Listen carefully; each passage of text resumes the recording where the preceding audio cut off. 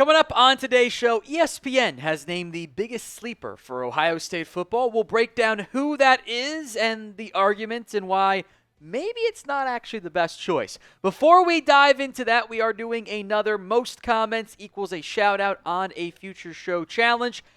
TYMAN the Buckeye won again. He is undefeated in these, so I'll up the ante. If you comment at least 50 times on today's show, we'll give you a shout out. Bonus points if you actually take down TYMAN, who's done over 50 on each of them. Get the comments going for me right now.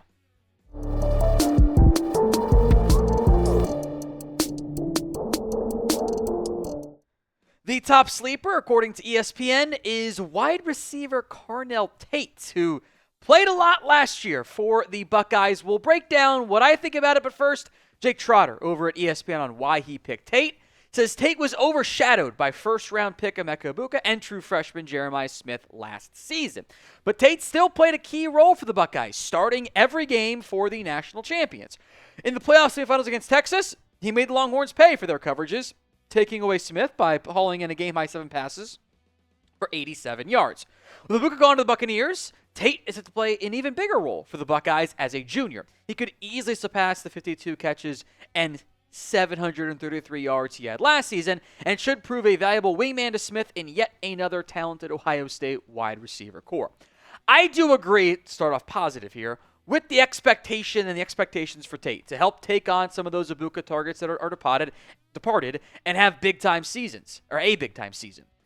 But are we really calling Carnell Tate a sleeper? Who exactly is sleeping on Carnell Tate? Isn't this just the best example of he's next in the Buckeyes wide receiving room / he's going to be better than he was last year when he already had a pretty productive and impactful season?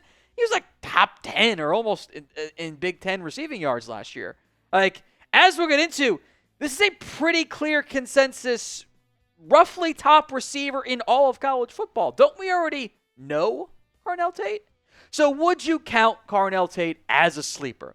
Y for yes, N for no. Sound off for me in the comment section of today's show. Let's first go back to the beginning. Who? Carnell Tate. What was he like coming out of college or out of high school? He's a 4-star, 58th overall in the 24/7 Sports composite rankings. He was the number 9 wide receiver. He was the number 14 player in the entire state of Florida. In fact, he was a consensus top 50 recruit, except for one. Rivals, 24/7 Sports individually, had him as a 5-star, number 13 on Rivals, number 22 on 24/7 Sports. He was a 4-star, but still top 50 on On3. And I'll be honest, I think the bad recruiting service identifiers over at ESPN had him as a 4-star, 241. They're still calling Malachi Nelson the best quarterback in his class. He never was. And I don't think they really know what they're looking at the high school level. So everyone but ESPN thought this guy was a top 50 recruit. Is ESPN trying to right a wrong by giving him some love, which they did not give him coming out of high school? Because this is not the first time an ESPN publication / outlet article has called Carnell Tate a sleeper. ESPN's Matt Miller, who does some of their draft work for them, listed Tate as a draft sleeper in 2026. Which we did this on our NFL draft channel, I also thought was kind of stupid. Like, he's, a pretty known name in the NFL draft world, as we'll get into it. This is, by the way, just as part of this conversation, what one alleged NFC East scout said on Tate. I'm all in on him. He's big, but his technical ability as a route runner is impressive. He's really good at generating separation with his size and his stop-start ability. He's a good receiver, too, in the pros. I would actually argue I want to see more crispness in his routes. I think that's actually an area he can be better this year and elevate his game. But again, from is this guy a sleeper? Is this guy a sleeper in the draft community? This is the PFF on their current big board. They're doing their summer scouting stuff. They'll adjust it. This is where they had the NFL for the draft, this upcoming one, receivers ranked. So no Jeremiah Smith, not eligible, etc. Jordan Tyson's number 1. He's 14 overall. Eric Singleton, the Auburn transfer, is number 2. Denzel Boston's number 3. Kevin/Casey Concepcion, the NC State transfer, is number 4. Indiana's Elijah Surratt is number 5. And Carnell Tate's 6. If you want to trust the consensus, in air quotes, big board from the mock draft database, it's Tyson 1, Clemson's Antonio Williams, number 2. I think he was like number 7 on the PFF big board. Denzel Boston's 3. Carnell Tate's 4. Number 4 receiver, 29th overall, a potential first-round pick. I don't really know if all the receivers are going to go that early. It's kind of a weird receiver class. Like, I'm not convinced Tate's a round 1 pick right now. But I've seen him in mock drafts. How is that a sleeper? We're not done on this, by the way. But hats are on sale for Ohio State. Go to chatsports.com/OSU hats. Link will be in the comment section, plus the description of today's show. Trucker, rounded bill, flat bill, snapback, whatever it is, they've got you covered. Some just general Ohio State, some national championship ones as well. Some big-time discounts on these hats, so go get yours today at chatsports.com/OSU hats. So we're all aware of Carnell Tate. I think that draft media is aware of him. How about like generic college football media? And I think maybe we can do this now.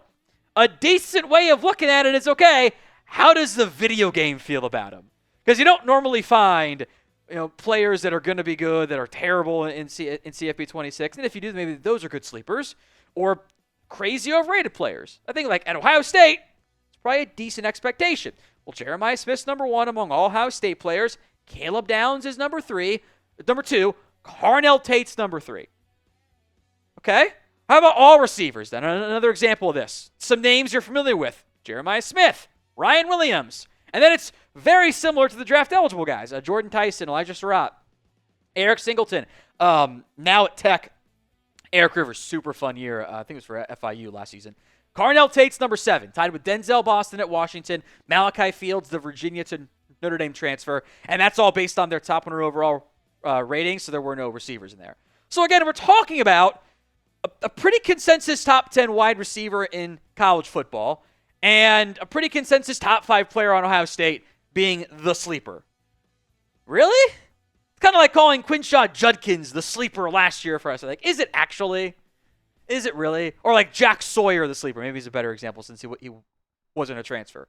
But like, really? Is that the case? More to come still on Tate and everything else. We are 159 subs away from 11,000 subscribers. Hit that sub button so you don't miss out. YouTube.com/GoBucks. One thing I do want to mention here is I don't want to make this like anti-sleeper attachment anything involving like anti-Carnell Tate. I think he's going to be really good.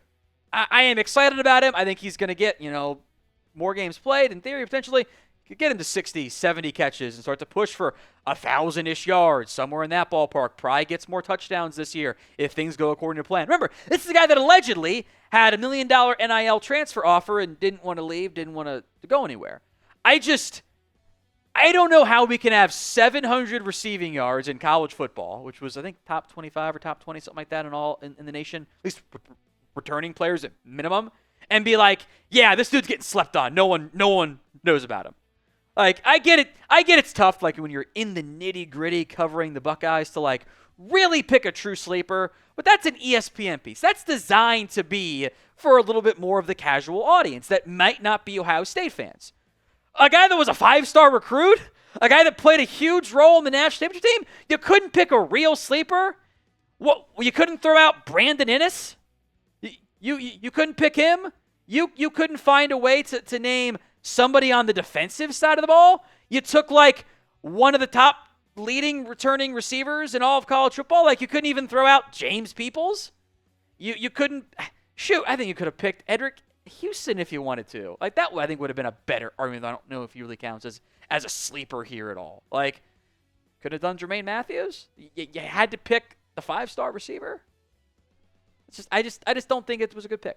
So, and maybe we'll do an entire video on potential sleepers and kind of run this into the ground a little bit. Name a player on the Ohio State football roster you think is a sleeper. It can be a deeper cut or it can be, the bar is less known than Carnell Tate. I think that one's pretty easy to do. So head down to the comment section. Let me know. Name a player for this upcoming season who you think is a sleeper for the Ohio State Buckeyes.